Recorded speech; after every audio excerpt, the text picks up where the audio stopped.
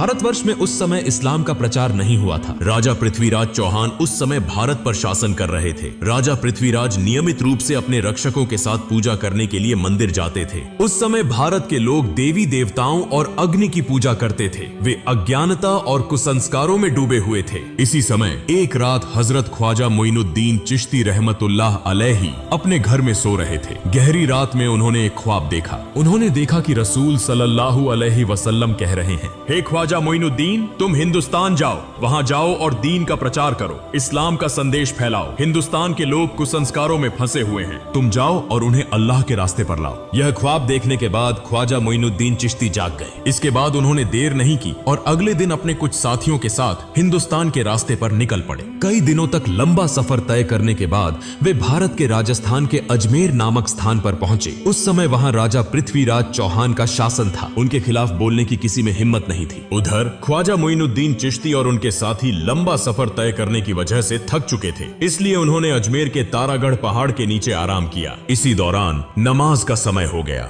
ख्वाजा मोइनुद्दीन चिश्ती ने अपने साथियों से कहा, तुम पानी की तलाश करो क्योंकि वुजू करना जरूरी है, नमाज का समय हो गया है। तब उनके दो साथी एक लोटा लेकर पानी की तलाश में निकले। कुछ दूरी पर जाकर उन्होंने एक विशाल झील देखी जो आज के समय में आना सागर के नाम से जानी जाती है। वे आना सागर के पास पहुंचे और देखा कि राजा की सेना ने आना सागर को चारों ओर से घेर रखा है। उन्हें देखते ही सैनिकों ने पूछा, तुम लोग कौन हो? इससे पहले तुम्हें यहाँ कभी नहीं देखा, यहाँ क्या चाहिए? साथी दोनों ने कहा, हम ख्वाजा मोइनुद्दीन चिश्ती के शिष्य हैं, हम यहाँ वुजू करने के लिए थोड़ा पानी लेने आए हैं। यह सुनकर वहां मौजूद सारी सेना जोर जोर से हंसने लगी और कहने लगी, क्या तुमने राजा पृथ्वीराज का नाम नहीं सुना? उनके आदेश का उल्लंघन करने पर कठोर सजा मिलती है। इस झील से कोई और पानी नहीं ले सकता। पानी को हाथ लगाना भी मना है क्योंकि इससे पानी अपवित्र हो जाएगा। यह कहकर उन्होंने उन दोनों को भगा दिया। दुखी मन से वे दोनों ख्वाजा मोइनुद्दीन चिश्ती के पास लौट आए। तब ख्वाजा मोइनुद्दीन चिश्ती ने पूछा, तुम्हारे साथ क्या हुआ? क्या तुम्हें पानी नहीं मिला? उन दोनों ने कहा, हुजूर, पानी तो मिला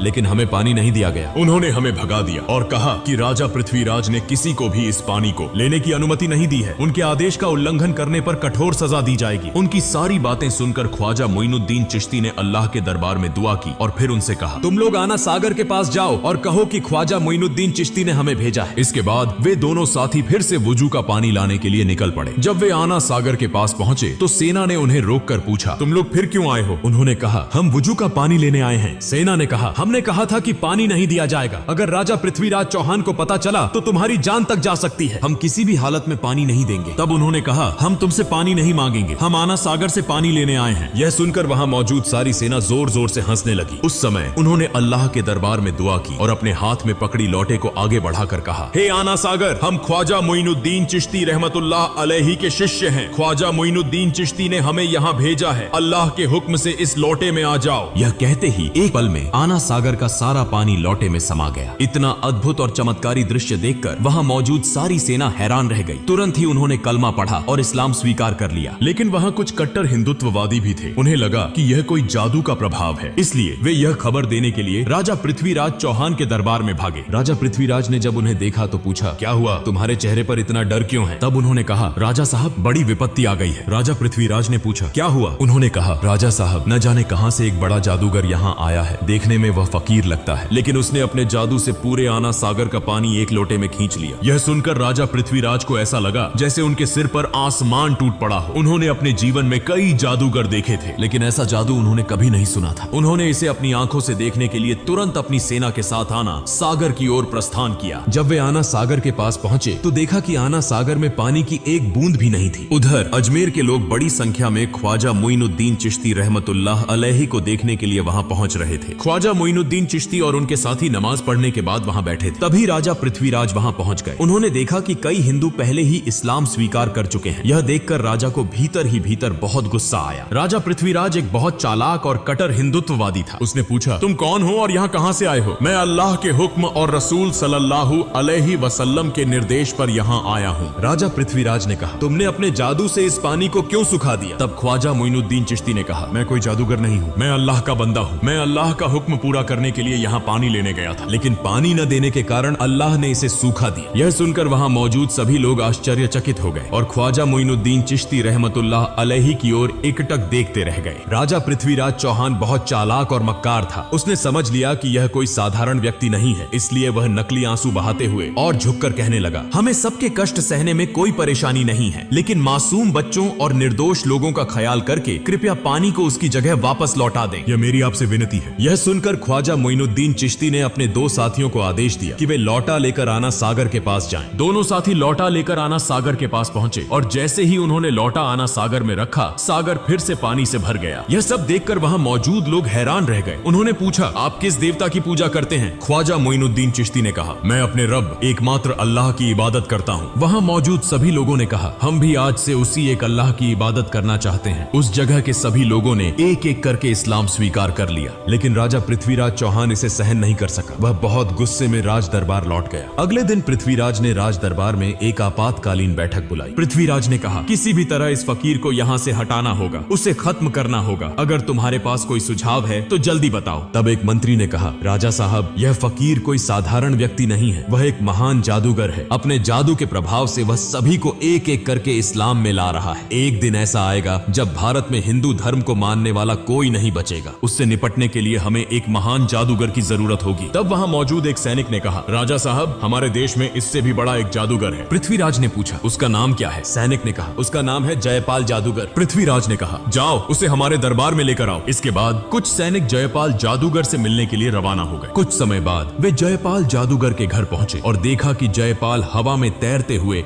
गहरी ध्यान अवस्था में है। जैसे ही उसने सैनिकों को देखा, वह नीचे उतर आया और कहा, राजा ने तुम्हें भेजा है ना? यह सुनकर सैनिक चौंक गए। उन्होंने सोचा कि अब काम बन जाएगा। उन्होंने सारी बातें जयपाल जादूगर को बताई। फिर वे जयपाल जादूगर को राज दरबार में लेकर आए। जयपाल ने पूछा, राजा साहब, आपने मुझे क्यों बुलाया है? राजा पृथ्वीराज ने कहा, हमने सुना है कि आप भारत के सबसे बड़े जादूगर हैं। हम एक बड़ी समस्या में फंसे हैं और आपको इसे हल करना होगा। जयपाल ने कहा, बताइए, मैं आपके लिए क्या कर सकता हूँ? पृथ्वीराज ने कहा, आप भी हिंदू हैं और हम सभी हिंदू हैं, लेकिन कहीं से एक फकीर आया है। वह अपने जादू के प्रभाव से एक एक करके सभी को हिंदू धर्म छोड़कर इस्लाम में ले जा रहा है। आपको उससे मुकाबला करना होगा। अगर आप उसे देश से भगा सकते हैं या उसे खत्म कर सकते हैं तो आपको एक बड़ा इनाम दिया जाएगा। यह सुनकर जयपाल जादूगर ने कहा, महाराज, आप चिंता न करें। कितने बड़े बड़े जादूगर मेरे सामने झुके हैं और यह तो केवल एक साधारण फकीर है। इसे खत्म कर ही मैं आपके सामने आऊंगा। इसके बाद जयपाल जादूगर अपने जादू की मदद से गरीब नवाज ख्वाजा मोइनुद्दीन चिश्ती रहमतुल्लाह अलैहि को खोजने निकला। कुछ दूर जाने के बाद जयपाल जादूगर ने देखा कि ख्वाजा मोइनुद्दीन चिश्ती रहमतुल्लाह अलैहि तारा पर्वत की एक चट्टान के कोने में अल्लाह की इबादत में मग्न है। वह कोई दिशा नहीं देख रहे। यह देखकर जयपाल जादूगर पीछे से उस दिशा में बढ़ा और बोलने लगा, इस फकीर को मारना मेरे लिए कोई बड़ी बात नहीं है। मैंने पीछे से आकर देखा भी नहीं। यह कौन सा जादू है? यह कहकर उसने अपने जादू से उस पर्वत से एक विशाल चट्टान को उठाया और जैसे ही वह ख्वाजा मोइनुद्दीन चिश्ती को दबाने के लिए जा रहा था, ख्वाजा मोइनुद्दीन चिश्ती रहमतुल्लाह अलैहि ने अपनी अंगुली उठाकर कहा, हे तारा पर्वत की चट्टान, क्या तुम नहीं देख रहे कि मैं अल्लाह की इबादत कर रहा हूँ? अगर तुम अल्लाह की तरफ से आई हो तो मुझे दबाकर मार दो, और अगर तुम शैतान की तरफ से आई हो तो वहीं खड़ी रहो। यह सुनते ही चट्टान वहीं रुक गई, 1 इंच भी नहीं हिली। जयपाल जादूगर एक के बाद एक जादू दिखा रहा था, लेकिन कुछ भी कर नहीं पा रहा था। इस शक्ति को देखकर जयपाल जादूगर हैरान और चकित हो गया। उसने समझ लिया कि यह साधारण व्यक्ति नहीं है और मेरे जादू का यहाँ कोई असर नहीं होगा। इसलिए बिना देर किए जयपाल जादूगर ने ख्वाजा मोइनुद्दीन चिश्ती रहमतुल्लाह अलैहि के सामने हार मान ली और इस्लाम धर्म स्वीकार कर लिया। अगले दिन से पूरे भारत में यह खबर फैल गई कि भारत का सबसे बड़ा जादूगर जयपाल एक फकीर के सामने हार गया और उस फकीर का नाम गरीब नवाज ख्वाजा मोइनुद्दीन चिश्ती रहमतुल्लाह अलैहि था। उसने इस्लाम धर्म अपनाया और उसी रब की इबादत की जिसके सामने किसी भी शक्ति का मुकाबला नहीं हो सकता। भारत के लोग कहने लगे, वह जिस रब की इबादत करता है उसकी शक्ति कितनी बड़ी होगी कि उसका सामना करने के लिए कोई भी शक्तिशाली नहीं है। हमें भी उसी रब की इबादत करनी चाहिए। यह कहकर लोग दल बदल कर इस्लाम धर्म अपनाने के लिए ख्वाजा मोइनुद्दीन चिश्ती रहमतुल्लाह अलैहि के पास जाने लगे। यह खबर पाकर राजा पृथ्वीराज चौहान बहुत चिंतित हो गया। वह समझ नहीं पा रहा था कि अब क्या करे। तब एक मंत्री ने कहा, राजा साहब, जयपाल जादूगर ने इस्लाम धर्म स्वीकार कर लिया है और बहुत से लोग एक एक करके इस्लाम धर्म अपनाने जा रहे हैं। मुझे लगता है कि वह साधारण व्यक्ति नहीं है, उसकी बहुत शक्ति है, उसे हराना असंभव है। हमें उसकी बात माननी चाहिए। राजा पृथ्वीराज चौहान ने कहा, इतनी आसानी से मैं हार मानने वाला नहीं हूँ, इसलिए तुम लोग जाओ और उस फकीर को यहाँ बुला कर लाओ। इसके बाद कुछ सैनिक उस फकीर के पास खबर देने के लिए रवाना हो गए। वे वहाँ पहुँचे और कहने लगे, राजा साहब आपको बहुत महत्वपूर्ण बात करने के लिए बुला रहे हैं। तब ख्वाजा मोइनुद्दीन चिश्ती रहमतुल्लाह अलैहि खुद राजपथ पर राजा पृथ्वीराज चौहान से मिलने के लिए निकल पड़े। इसी दौरान उस इलाके में एक हिंदू पंडित था जो रोज पूजा करने मंदिर जाता था और मूर्तियों के सामने दूध अर्पित करता था। एक दिन उसकी बेटी ने पंडित से पूछा, पिताजी आप रोज दूध लेकर मंदिर जाते हैं और वह दूध मूर्तियों के सामने डालते हैं, क्या मूर्तियां दूध पीती हैं? पंडित ने कहा, बिल्कुल नहीं, मूर्तियां कभी दूध नहीं पीती, हम उन्हें पूजा करते हैं। उसकी बेटी ने कहा, पिताजी मैं देखना चाहती हूँ कि क्या सचमुच यह मूर्तियां दूध पीती हैं। पंडित ने कहा, ऐसी बातें नहीं करनी चाहिए, यह हमारे भगवान की मूर्तियां हैं, क्या मूर्तियां कभी दूध पीती हैं? लेकिन उसकी बेटी ने कहा, पिताजी मैं आज दूध लेकर जाती हूँ और देखती हूँ कि ये मूर्तियां सच में दूध पीती हैं या नहीं। फिर एक दिन उसकी बेटी दूध लेकर मंदिर पहुंची और मूर्तियों के सामने कहने लगी, तुम हमारे भगवान हो तो तुम्हें तो मेरी बात सुननी चाहिए, मैंने दूध लाकर लाया है, तुम इसे पी लो। लेकिन मूर्तियों से कोई उत्तर नहीं मिला। लड़की फिर बोली, क्या हुआ, क्या तुम मेरी बात नहीं सुन रहे हो? तुम इस दूध को पियो, मैं इसे अपनी आंखों से देखना चाहती हूँ। लेकिन मूर्तियों से कोई उत्तर नहीं आया। तब लड़की ने खुद अपना सिर मूर्तियों के सामने धर लिया और रोते रोते खून बहाने लगी। ठीक उसी समय गरीब नवाज ख्वाजा मोइनुद्दीन चिश्ती रहमतुल्लाह अलैहि वहां से गुजर रहे थे। उन्होंने रोने की आवाज सुनी और मंदिर में प्रवेश किया। उन्होंने देखा कि एक लड़की का सिर खून से सना हुआ था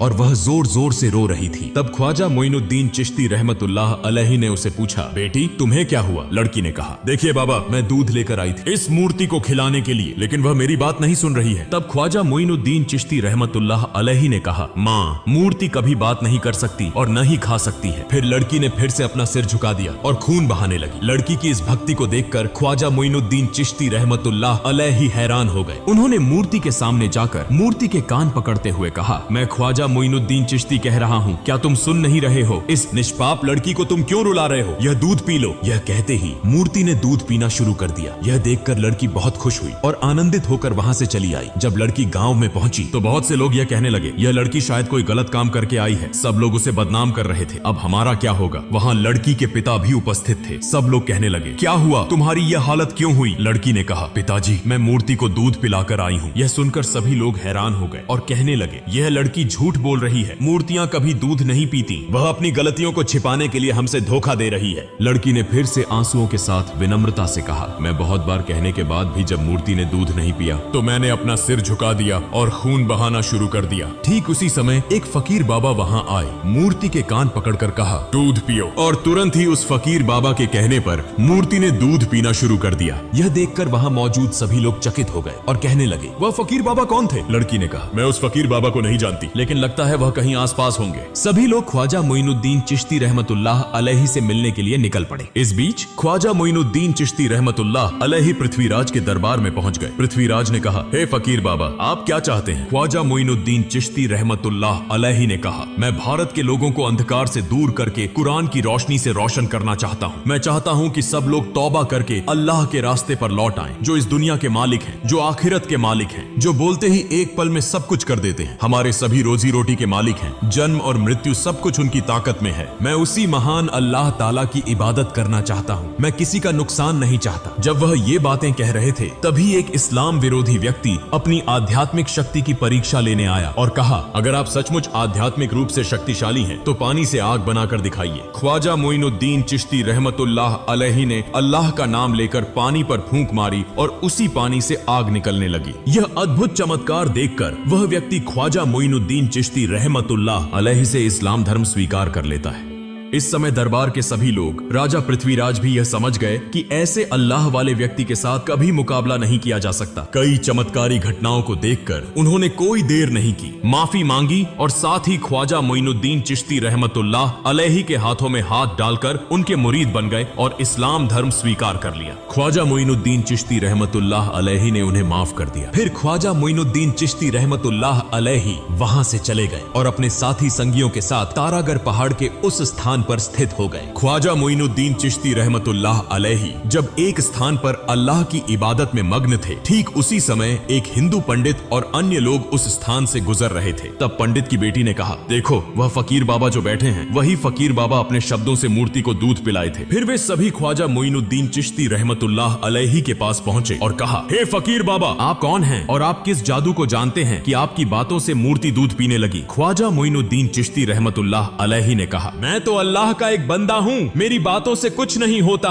जो अल्लाह कहता है वही होता है, मैं उसी अल्लाह की इबादत करता हूँ। तब उन्होंने कहा, हम आज से उस अल्लाह की इबादत करना चाहते हैं। इस भारत में तो सब लोग एक एक करके इस्लाम धर्म स्वीकार कर रहे हैं, हमें भी इस्लाम धर्म स्वीकार कराइए। फिर वे सभी इस्लाम धर्म स्वीकार कर गए। कुछ दिनों बाद ख्वाजा मोइनुद्दीन चिश्ती रहमतुल्लाह अलैहि एक जंगल के बीच से गुजर रहे थे। रास्ते में उन्होंने देखा कि कुछ हिंदू पंडित और वहाँ मौजूद लोग अग्नि पूजा कर रहे थे। यह देखकर ख्वाजा मोइनुद्दीन चिश्ती रहमतुल्लाह अलैहि उनके पास गए और कहा, आप लोग आग की पूजा क्यों कर रहे हैं? यह आग आपको क्या फायदा देती है? तब उन्होंने कहा, यह आग हमारा खुदा है, हम इसे खुश कर रहे हैं ताकि मौत के बाद नरक की आग से मुक्ति मिल सके। ख्वाजा मोइनुद्दीन चिश्ती रहमतुल्लाह अलैहि ने कहा, ठीक है, अगर आप आग को खुश कर रहे हैं तो इसे छू कर देखिए, देखें क्या आग आपको जला देती है। एक व्यक्ति ने कहा, यह क्या कह रहे हैं, आग को छूने से हाथ जल जाएंगे। ख्वाजा मोइनुद्दीन चिश्ती रहमतुल्लाह अलैहि ने कहा, आप लोग उस खुदा की इबादत कर रहे हैं जो आपको जला देगा, लेकिन मैं ऐसे खुदा की इबादत करता हूँ जिसके हुक्म से आग ठंडी हो जाती है। यह सुनकर एक अन्य हिंदू पंडित जोर से हंसा और कहा, आग का धर्म तो जलाना है और आप कह रहे हैं तो इसे हमें दिखाकर दिखाइए। ख्वाजा मोइनुद्दीन चिश्ती रहमतुल्लाह अलैहि ने कहा, मैं अल्लाह के एक ख्वाजा मोइनुद्दीन चिश्ती रहमतुल्लाह अलैहि हूँ, अल्लाह के हुक्म से तुम ठंडे हो जाओ। यह कहते हुए ख्वाजा मोइनुद्दीन चिश्ती रहमतुल्लाह अलैहि आग के अंदर प्रवेश कर गए, लेकिन वे यह देखकर हैरान रह गए कि ख्वाजा मोइनुद्दीन चिश्ती रहमतुल्लाह अलैहि आग में प्रवेश कर गए, लेकिन एक भी जलन नहीं हुई। यह अद्भुत घटना देखकर वहाँ सभी लोग हैरान हो गए और कहने लगे, आप कौन हैं और आप किस खुदा की इबादत करते हैं? ख्वाजा मोइनुद्दीन चिश्ती रहमतुल्लाह अलैहि ने कहा, मेरा नाम गरीबे नवाज ख्वाजा मोइनुद्दीन चिश्ती रहमतुल्लाह अलैहि है, जो पूरे ब्रह्मांड के पालनहार हैं, उनके सिवा कोई पूज्य नहीं है, वह सारी ताकत के मालिक हैं, मैं उसी अल्लाह की इबादत करता हूँ। यह सुनकर वहाँ मौजूद सभी लोग बोले, हम भी आज से उस मालिक की इबादत करना चाहते हैं, और इस प्रकार वहाँ मौजूद सभी लोगों ने इस्लाम धर्म स्वीकार कर लिया। फिर इस घटना के बाद ख्वाजा मोइनुद्दीन चिश्ती रहमतुल्लाह अलैहि ने भारत में आकर कुरान के प्रकाश से इस्लाम धर्म का प्रचार किया और अल्लाह ताला द्वारा दिए गए चमत्कारों को देखकर करोड़ों हिंदुओं ने इस्लाम धर्म स्वीकार किया। यह एक अद्वितीय उदाहरण बन गया और इस प्रकार पूरे भारत में इस्लाम धर्म फैल गया। प्रिय दोस्तों, अगर आप चाहते हैं कि ख्वाजा मोइनुद्दीन चिश्ती रहमतुल्लाह अलैहि के निधन के बाद हुए चमत्कारों का पाठ हम आपके साथ साझा करें तो कृपया कमेंट बॉक्स में लिखें, और आज के वीडियो के बारे में आपकी राय क्या है कृपया कमेंट करें। आमीन।